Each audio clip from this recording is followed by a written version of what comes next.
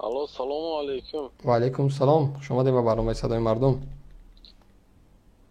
سلامت باشین. سلام گرم خدا رو به تمام مردم مظلوم تاجیک میرسونم. من هم یک نفر شهروند تاجیکستان. باور کن من یگان حزب و نهضت در عضو نیستم و باور کن وجدانم در میگیره. باور کنین در تاجیکستان ما نول در بین همین 16 کشوری بود سرید آسیا و واپشه تاجیکستان در جای نول اول نول با تاجیکستان بله همین هم است. یگان آبادی ندیدیم. آبادی نیست. آبادی چی بودی که دیان در راه سوز کدای راه با پلی مردم کدای ای کساش نکدای همین تاجیکستان باور کن اگر همین چیزای ما دارن در یگان جای دنیا نیست تایوخی این قسانگ سفر این تلو چیز اگر امیر آدم با سواد باشه کورت کارت کنه چی کنه باور کن تاجیکستان بهترین میشوه. یکی صد افسوس بام رنگ مردم رنگی پودا کدگیان نمی باش میگن ایسه مردم چو خواب باشه ما حیرانم. بله همین هم است. بله. رنگ اینا می گوسپند شده مردمی ما نمیمونن نمی یک کس بیچاره آواز بلند میکن تمام میبرن هم تنابوتش میکن دیگهش میترس آخه هیچ خیلی این دیگه اینم در سازمان ملل متحد مثال حقوق بشر چی در نظر نمیکن آخه چی گپی آخه توکای باشه از ماده بله. مایلش این خیلی ها آباد کدای چی در این حوض دیسکتیکو هم هویای تمام قمارخانه هویای چی در مسجد و محکمه برای چی باشه اینا ما دولت مسلمانی همش همی گپ میزنن ما مسلمانی ما ایتا ای چی گپ میزنن همو چی در اگنین حوض یک کس دیفا نمیکنه نمیگه که خیلی چی در مسجد محکمه همه گودک اگر ای گودکیش نفهمونی مثال درباره اسلام درباره پیغمبر با کلون شوه ای 18 اوس شوه چی میشه با همو دیسکتیکا بره و همو کسی هم مورا پرکنن برای نمی قنه میمونن مثال نمیمونن که من باور که اخید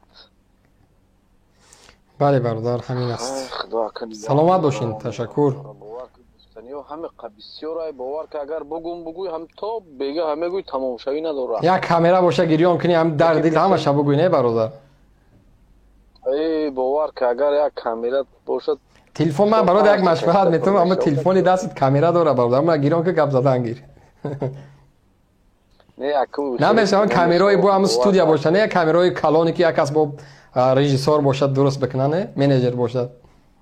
او مثال من اکد خیلی نه مثال هم باور که ویس جهان میخنده به حال ما دولت مسلمانی میخنده این چطوری مسلمانی بوده که آخه مثال مسجد محکم دیسکتیکا در دوری مسجد دیسکتیکا کجا کجا ایش دیگه درد است چیزا برادر. دارد همی حاجی میرزا و همی برای چی خب باشن من حیران هم میدم ده فقط نمیخوام. همی گفتاشون گوش میکنی در مورد زینا و در مورد عرق و در مورد چی و یک بار نمیگن که خیلی چیده مسجد محکم کنیم درد است در این مسئله علما واقعا دیگر اکیوات حرفی عزت نیست نفسی گفتنش. و نمیرسه مخواه بیستین اولی مو بیستین شما این فرد روز قیامت چی جو میتین پیش الله ده یک رحمان فی قمه ترسیم پگه پیش خداوند کریم چی جو میتین شما پیشوا شما باید ملت اینا شما باید بفهمونین نورا که خیلی نیست اینی کار ناتوره اینی کار توری ای نکی آخه هزار و افسوس که یگان مایده چی نیست آخه نمیکنم.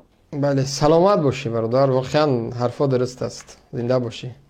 کاش او پیشوایی که این پیغام را بفهمم برادر رو خیلی از همو مسئولیتی که داره ما برین از اون نمیگیم. واقعا هر کس مسئولیتی خودشه. امروز همین منبر من مسئول هستم که صدای شما را بگیرم با جامعه تاجیکستان نشون بدم شما را پیوست بکنم درد دلتون رو بشم. من مسئولیت من انجام میتم و هر کسی که در همون ساحه خودش مسئول است اگر که واقعا با همون ایمان و وجدانش انجام میداد مسئولیتش امروز ما در این حالت قرار نداشتیم. فرقی ندارد که منبر است مکتب است مسجد است هر جایی که نباشه مسئول همو بخش وظیفه‌اش انجام میداد ملت در حالت پریشانی در حالت بدبختی قرار نداشت. زنگ دیگر هم میشنیم.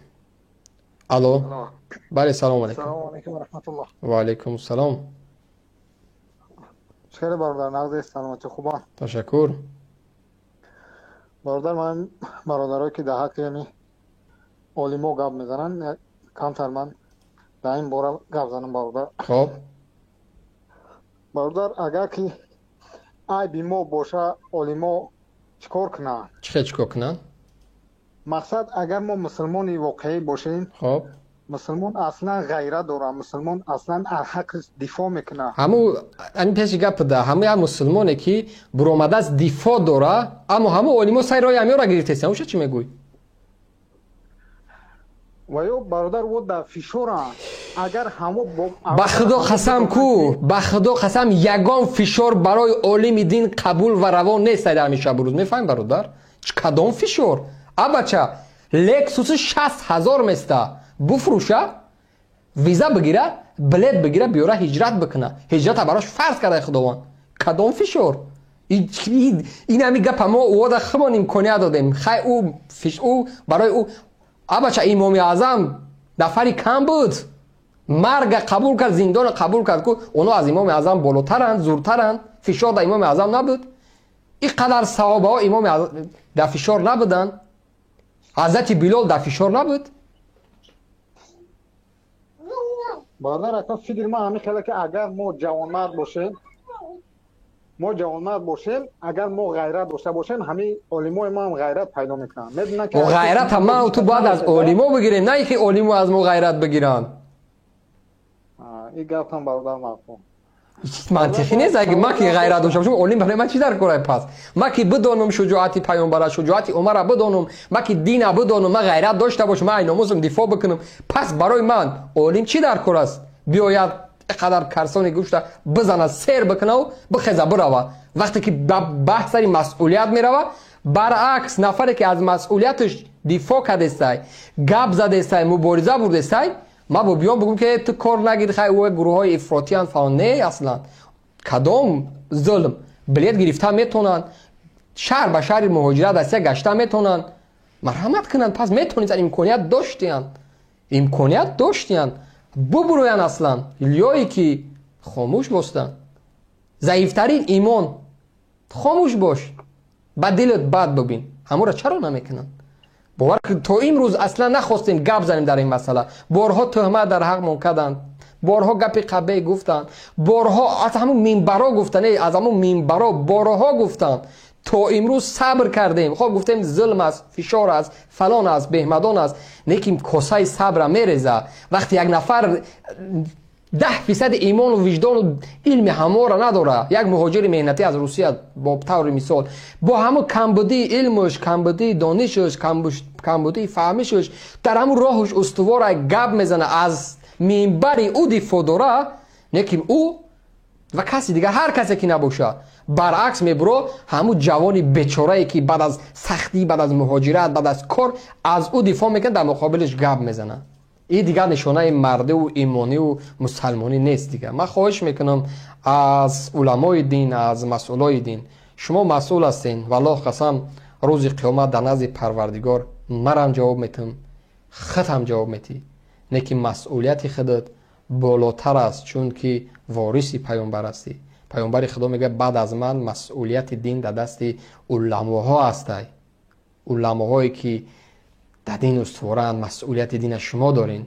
شما دارین که شما باید باشین که دین از یک نسل به نسل دیگر میرود. اگر امروز در تاجیکستان تمام علماها را کشتن، تمام علماها از بین رفت، مطمئن باشین بعد از 10 سال این همین شرایط گرفته است. 4 تا داملای چاپلوس ماندگی هستند که امنیتی است، همه خرفتن بگیره. بعد از 10-15 سال آینده فرزندان ما و شما چی میشه؟ الکی امروز آیا 10 سال قبل، 15 سال قبل در مرکز دوشنبه بچه و دختر در آغوش یکدیگر بود؟ امروز است. قبلا آیا دیروز یک مقاله خواندم، واقعا شرمندگی است که طفل 4 ساله را در تاجیکستان تجاوز کردند. از چی برمیآید این چیز؟ از نبودن امر معروف و نهی از منکر، از نبودن دین در داخل وطن. این یک پهلوی مسئله است. ما مسئله اقتصادی و فرهنگی و دیگرش بحث نمیکنیم. بحث اگر دین بره ببینین کودک 4 ساله در داخل تاجیکستان تجاوز شده است. در مکتب یک معلم یک طالبه را таҷовуз кард аз даҳақи ӯ. ин шабоҳат ба чӣ метия? дар шаҳри душанбе пур аз фасод, пур аз бадбахтӣ. ба чӣ далолат, ба чӣ метия? минбарҳое ки дар он ҷо амри маъруф мерафт, дар он ҷо аз шахсияту аз номус мерафт, имрӯз мубаддал ба дискоклубҳо гашт. аммо ӯ ворисҳо хомӯшанд. ин аст мусибат.